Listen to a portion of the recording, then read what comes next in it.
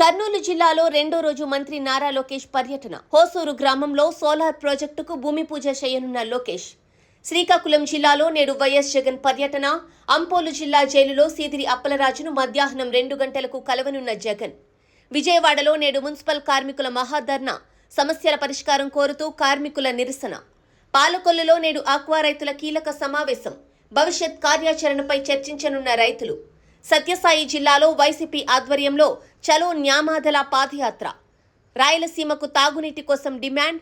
అంబటి రాంబాబు నివాసంలో వైసీపీ నేతల lunch meeting. Saikrishna కేసుపై నేడు ఏపీ హైకోర్టులో విచారణ.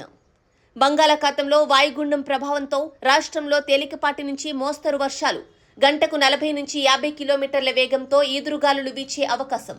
సీఎం రేవంత్ రెడ్డి ఢిల్లీ పర్యటన ముగింపు.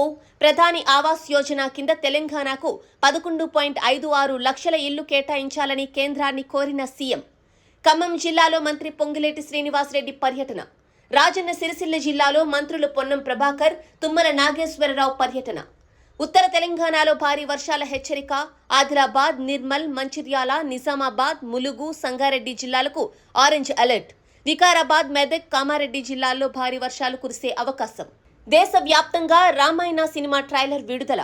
పలు రాష్ట్రాల్లో నైరుతి రుతుపవనాలు చురుగ్గా కొనసాగుతున్నాయి. అనేక రాష్ట్రాలకు ఐఎండీ భారీ వర్షాల హెచ్చరిక జారీ చేసింది.